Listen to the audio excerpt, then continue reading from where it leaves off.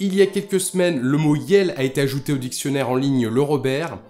Déjà, qu'est-ce que Yel?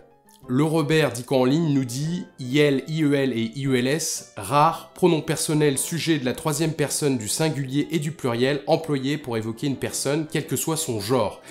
Et apparemment, cette décision d'ajouter ce mot assez quelconque a fédéré des gens contre elle. Beaucoup de gens, probablement pas, des gens très bruyants, très certainement. Tearing trash. Mi-novembre 2021, des gens commencent à s'affoler que le Robert ait ajouté Yel à son dictionnaire en ligne quelques semaines plus tôt, notamment le député macroniste de l'Indre François Jolivet, lequel tweet le 16 novembre « Le petit Robert, dictionnaire que l'on pensait être une référence, vient d'intégrer sur son site les mots Yel, Yel, Yel, Yel. Ces auteurs sont donc des militants d'une cause qui n'a rien de français, le #wokisme ». J'écris à l'Académie française, #le petit Robert. Alors déjà, le petit Robert, non. Cet ajout de Yel, c'est sur la version en accès gratuit sur le site lerobert.com appelé Dico en ligne. Le petit Robert, c'est la version abrégée du dictionnaire papier Le Robert. J'aurais tendance à penser que le mot Yel est trop peu utilisé pour finir dans la version abrégée, mais vu la pub d'enfer que certains viennent de leur offrir en paniquant sur toilette, ça va être tentant d'essayer pour la prochaine édition. Ces auteurs sont donc des militants d'une cause qui n'a rien de français, le... En revanche, le terme wokisme n'existe pas dans le Robert.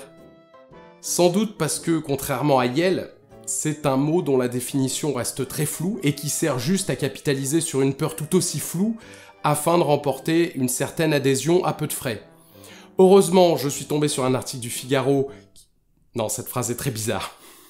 Article du Figaro du 15 novembre 2021 sur ce fameux Yel, lequel nous éclaire sur cette histoire de wokisme. Une démarche woke qui porte comme étendard la défense des opprimés et des dominés. Donc apparemment, pour François Jolivet, député de l'Indre, défendre les opprimés et les dominés, c'est, je cite, « une cause qui n'a rien de français ».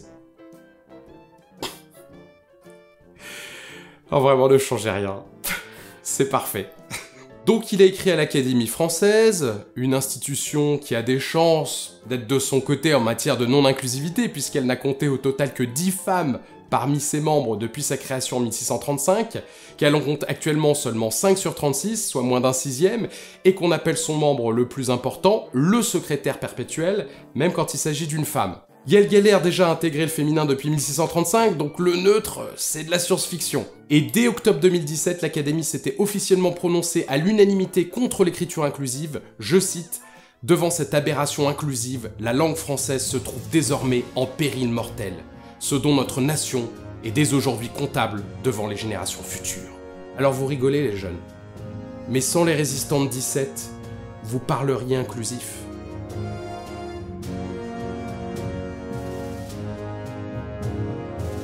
Et le plus drôle, comme d'habitude, c'est que tout ça a été financé par vos impôts.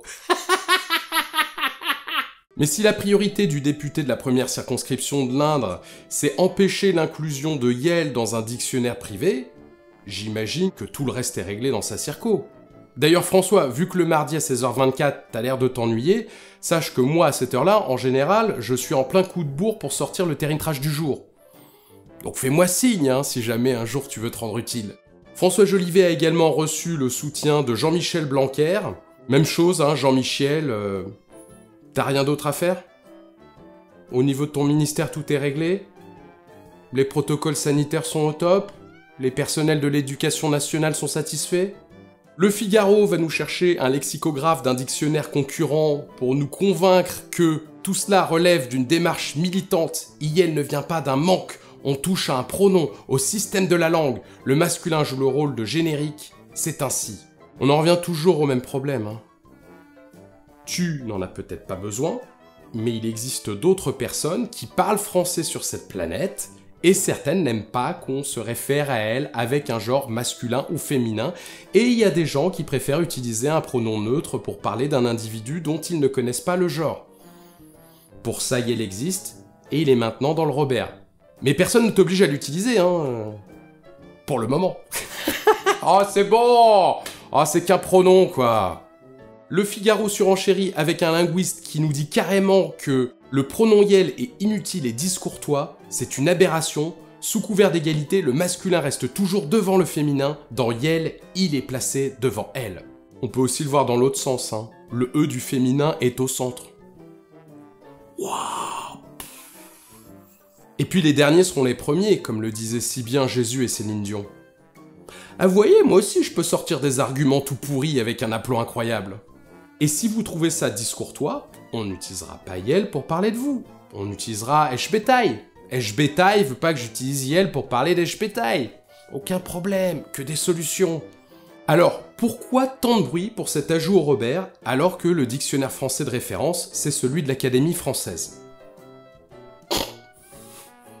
Plus sérieusement, l'Académie française est une institution publique centrale de l'État français qui prescrit un usage de la langue française, prescription sur laquelle tout le monde s'assoit, à commencer par celui sous la protection duquel l'Académie est censée être placée, le président de la République. Qui protège autant contre le Covid-19. Le Robert fait au contraire un travail de lexicographe en s'attachant à recenser les mots utilisés avec une certaine fréquence dans les textes en français de notre époque et à en décrire l'usage communément admis.